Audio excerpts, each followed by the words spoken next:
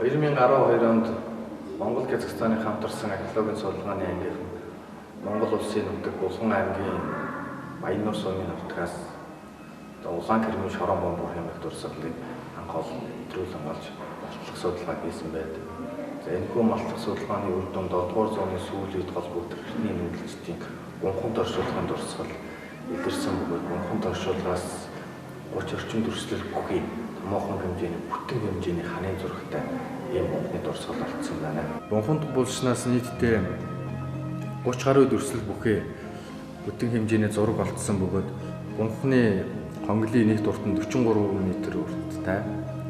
Бунхныг үнэн газрын хөрснөөс доош 7.5 м-ийн гүнд оршиж байжээ.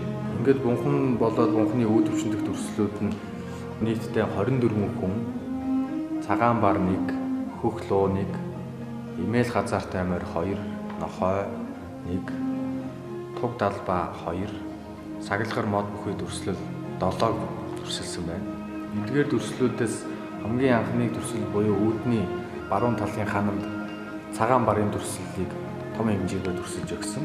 Энэ цагаан барын дүрслэлийн нийт урт нь 7.9 м буюу 7 м 90 см урттай, метр 80 гаруй сантиметрийн өндөртэйгээр энэ том цагаан барын дүрслэлийг дүрсэлж өгчээ.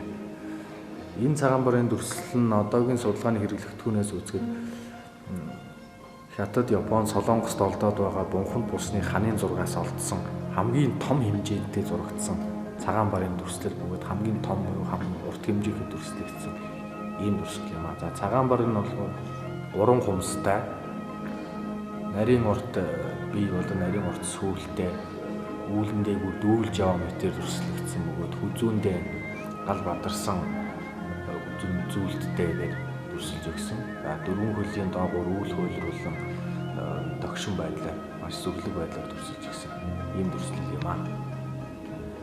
Энэ нь эртний нүүдэлчдийн буюу эртний зүүн Азийн орнуудын зүг чигийн бэлгэлтэй яг толботой байдаг бунханд булсны ханын зургуудад цагаан болон барыг лууг дүрсэлж өгдөг ийм боломжлыг баримлаж өгсөн энэ дүрслэл юм аа.